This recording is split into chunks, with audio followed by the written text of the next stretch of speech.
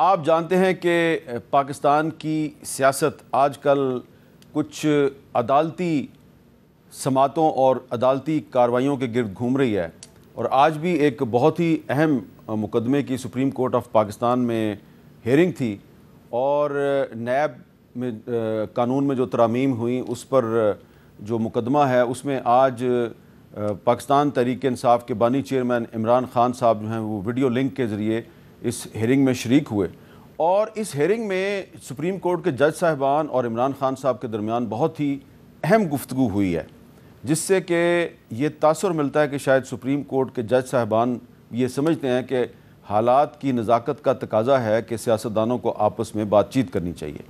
اس سے پہلے کہ میں آپ کو اپنے آج کے مہمان کا تعارف کرواؤں، میں تھوڑا سا آپ کو بتانا چاہتا ہوں کہ آج سپریم کورٹ میں کیا ہوا۔ سپریم کورٹ میں جب عمران خان صاحب ویڈیو لنک کے ذریعے اس میں شریک ہوئے کارروائی میں، تو انہوں نے کہا جی کہ شکوہ کیا کہ میری 2.25 کروڑ کی گھڑی تھی اور اس کو 3 ارب کا دکھایا گیا۔ میں کہتا ہوں کہ نیب کا چیئرمین سپریم کورٹ تعینات کرے۔ حکومت اور اپوزیشن میں چیئرمین نیب پر اتفاق نہیں ہوتا تو تھرڈ امپائر چیئرمین کو تعینات کرتا ہے۔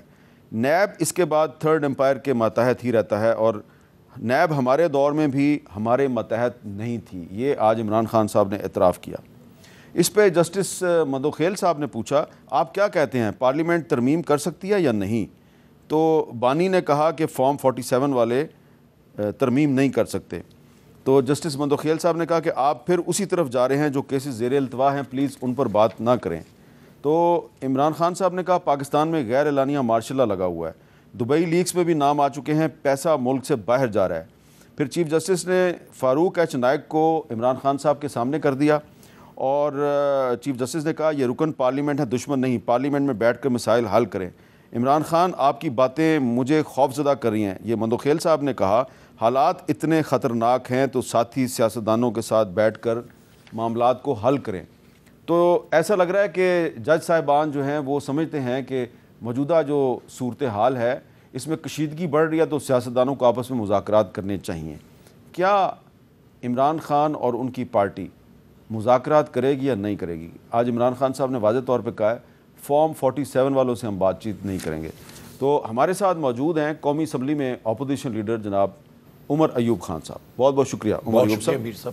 اچھا عمر صاحب، یہیں سے شروع کرتے ہیں کہ عمران خان صاحب کہہ رہے ہیں جی ہم فارم 47 والے جو ہیں ان کے ساتھ نہ بات چیت کریں گے، نہ ان کی ترامیم کو مانتے ہیں۔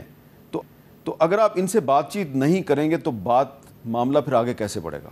بسم اللہ الرحمن الرحیم۔ میر صاحب بہت شکریہ، آپ نے اپنے پروگرام پہ مدعو کیا، بڑی خوشی ہوئی آپ کے اس پروگرام پہ آنے کی۔ 2002 سے آپ سے تعلق ہے، جب شروع ہوا تھا، اور میرے والد صاحب مرحوم کے ساتھ آپ کا بڑا اچھا تعلق رہا ہے۔ یہاں پہ آپ کے سوال کا جواب دیتے ہوئے دیکھیں، وزیر اعظم عمران خان صاحب، اور میں آج بھی سارا دن اڈیالہ جیل میں ہی رہا تھا، ملاقات نہیں ہو سکی کیونکہ سپریم کورٹ میں وہ مصروف تھے۔ بنیادی طور پہ آپ دیکھیں کہ آپ ان لوگوں سے بات کرتے ہیں یا ڈائیلاگ ہوتا ہے جو کہ کوئی ڈیسیجن میکر ہوتے ہیں۔ یہاں پہ یہ لوگ، سب سے پہلی بات یہ ہے کہ فارم 47 کی بیساکھیوں پہ آئے گئے ہیں، یہاں پہ ان کو لایا گیا ہے۔ ہمارا مینڈیٹ 180 سیٹوں کا تھا، وہ چرایا گیا۔ 94 سیٹیں ہمارے پاس ابھی پارلیمنٹ میں ہیں۔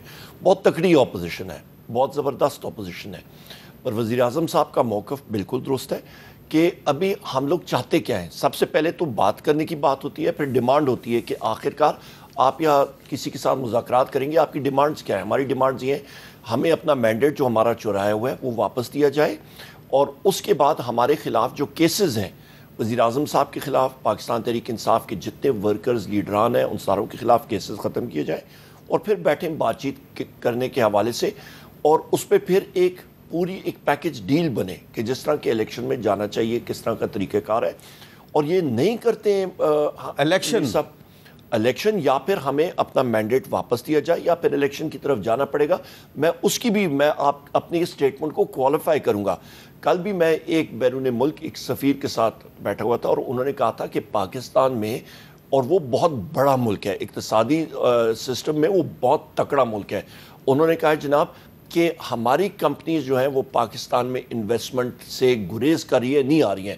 پاکستان میں سرمایہ کاری نہیں ہو رہی کیونکہ رول آف لا نہیں ہے، آئین اور قانون کی بالادستی نہیں ہے، اور جو آپ کے اقتصادی صورتحال ہے وہ اتنی ابتر ہونے جا رہی ہے کہ آپ اور میں سوچ بھی نہیں سکتے ہیں کہ کتنی ابتر ہوگی، اور اس کا سارا بوجھ آپ کے جو محنت کش لوگ ہیں، پاکستان کے کسان ہیں، محنت کش ہیں، ان کے کندھوں پہ آ رہا ہے۔ بجلی، گیس، آپ جو مرضی آپ لے لیں، افراد زر، یہ ساری کی ساری چیزیں خراب ہو رہی ہیں۔ سپریم کورٹ کے جج صاحبان جو ہیں وہ پھر صحیح توجہ دلا رہے ہیں نا، انہوں نے اس لیے آج عمران خان صاحب سے کہا کہ پھر آپ کو اپنے ساتھی سیاستدانوں کے ساتھ بات چیت کرنی چاہیے۔ میر صاحب، آپ اس وقت بات چیت کرتے ہیں کسی کے ساتھ جس وقت آپ کے ساتھی سیاستدان ریسیپٹیو ہوتے ہیں، وہ امپاورڈ ہوتے ہیں۔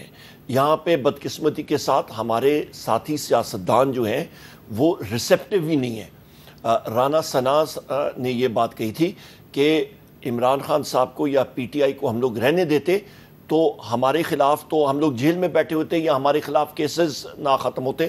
اور 25 مئی کو یہ انہوں نے نجم سیٹھی صاحب کی اہلیہ کے ساتھ یہ انٹرویو 31 مئی کو پچھلے دنوں دیا تھا، ایک ہفتہ پہلے، اور انہوں نے کہا جی ہم نے 25 مئی کو پھر ان کا بندوبست کیا۔ تو آپ کو معلوم ہے ہماری زبان میں ہم لوگ جب کہتے ہیں کسی کا بندوبست کرنا تو اس کو پھر ٹھکانے لگانا ہوتا ہے۔ ہم ساروں نے اس کے پھر رانا ثنا کی جو پولیس فورس تھی، وحشیانہ پولیس فورس میں کہوں گا، ان کے جو نیچے ماتحت لوگ تھے، انہوں نے پھر تحریک انصاف کے لوگوں کے ساتھ جو آپ سمجھے جو تشدد کیا، ہم سارے اس کی زد میں آئے۔ تو سپریم کورٹ کے جج صاحبان کی خواہش کے باوجود آپ فی الحال کم از کم مسلم لیگ نون اور پیپلز پارٹی سے مذاکرات نہیں کریں گے؟ وہ سیریس نہیں ہے، وہ سیریس نہیں ہے، وہ بالکل سیریس نہیں ہے۔ وہ اس لیے سیریس نہیں ہے میر صاحب کیونکہ ان کا لنڈن پلان کے تحت، اور یہ میں پھر رانا ثنا کے انٹرویو کو کوٹ کرتا ہوں کہ جس وقت رانا ثنا گئے تھے میاں نواز شریف کے پاس لندن میں، وہاں پہ انہوں نے کہا تھا کہ جی آپ نے 3-4 چیزیں کرنی ہے۔ نمبر 1 EVM کو ختم کرنا ہے، اوورسیز پاکستانی کا ختم کرنا ہے، ووٹنگ جو ہم نے قانون لایا تھا، امینڈمنٹس کی تھیں، اور اس کے ساتھ ساتھ عمران خان کو آپ لوگوں نے ٹھکانے لگانا ہے۔ تو جب وہ کہتا ہے کہ جی ہم نے بندوبست کیا، اور مطلب انہوں نے تو اپنی پورا زور لگایا، اور ابھی بھی وہ لوگ تیار نہیں ہیں کہ وہ بیٹھ نہیں، لیکن آپ دیکھیں کہ رانا ثناءاللہ صاحب کا تو اپنا بھی بندوبست ہو گیا، وہ الیکشن ہار گئے، تو آپ یہ نہیں سمجھتے کہ رانا ثناءاللہ اگر الیکشن ہار گیا ہے تو دھاندلی ہوئی ہوگی لیکن اتنی بھی نہیں ہوئی؟ میر صاحب، میں آپ کو بتاؤں کہ سفارت خانے سے اور باقی جگہوں سے میڈیا، انڈیپینڈنٹ میڈیا کے جو ساتھی ہیں، آپ کو خود آپ ماشاءاللہ باشعور ہیں، آپ نے دیکھا ہے اکراس دا بورڈ سیٹوں پہ جو آپ کے پریزائڈنگ افسرز کے دفتر کے پولنگ سٹیشن سے جو رزلٹ آ رہے تھے وہ فارم 47 کے ذریعے چینج ہوئے۔ ایک واضح اکثریت تھی، صبح 2-3 بجے تک جو لوگ سوئے رزلٹ کچھ اور تھا، صبح اٹھے رزلٹ کچھ اور آ گیا۔ لہٰذا وہ ووٹ ڈفرینشل میرے خلاف، میرے حلقے میں جہاں پہ میں نے الیکشن لڑا تھا، میرے خلاف تقریباً 14,000 ریجیکٹڈ ووٹ تھا، نمبر 1۔ اس کے علاوہ جو رپورٹس آئی ہیں ان آفیشلی کہ بوگس ووٹس ڈالے گئے، پر ووٹرز نے الحمدللہ، ہری پور کی عوام کو میں سلام کرتا ہوں، میں تم کو کہتا ہوں جی ہم تو آپ کے غلام ہیں، انہوں نے تقریباً 1,93,000 ووٹ پول کیا، اور لیڈ میری الحمدللہ تقریباً 83,000 تھی۔ تو لہٰذا وہ تو پی ٹی آئی کی ووٹ تھی، لوگوں نے پی ٹی آئی کو کیا۔ کئی جگہوں میں وہ لیڈز اتنی زیادہ تھیں، اور میں یہ بھی بات کرتا چلوں، آپ سلمان اکرم راجہ صاحب کا دیکھیں، بہت سارے اور ہمارے ساتھی ہیں، ان کی لیڈز دیکھیں، پر صبح وہ اٹھے، وہ رزلٹ تبدیل ہو گیا ان کا فارم 47۔ تو یہ پھر کیسے، یہ سارا آپ کہہ رہے ہیں کہ آپ کا مینڈیٹ آپ کو واپس دیا جائے تو کورٹ ہی دے گی نا، عدلیہ دے گی؟ عدلیہ نے ہی دینا ہے۔ ابھی یہ امینڈمنٹ سے کر رہے ہیں کہ جی ریٹائرڈ ججز ہم لوگ کرنا چاہتے ہیں، الیکشن کمیشن کے سامنے جو کیسز ابھی پڑے ہوئے ہیں، جو آپ کے ٹرائیبیونل کا ایشو ہے، وہ اپنے من پسند لوگوں کو وہاں پہ لگانا چاہتے ہیں۔ ہم لوگ اس کو اسی لیے تو ریزسٹ کر رہے ہیں۔ الیکشن کمیشن کا تو ٹریک ریکارڈ بالکل ہی ٹھیک نہیں ہے میر صاحب۔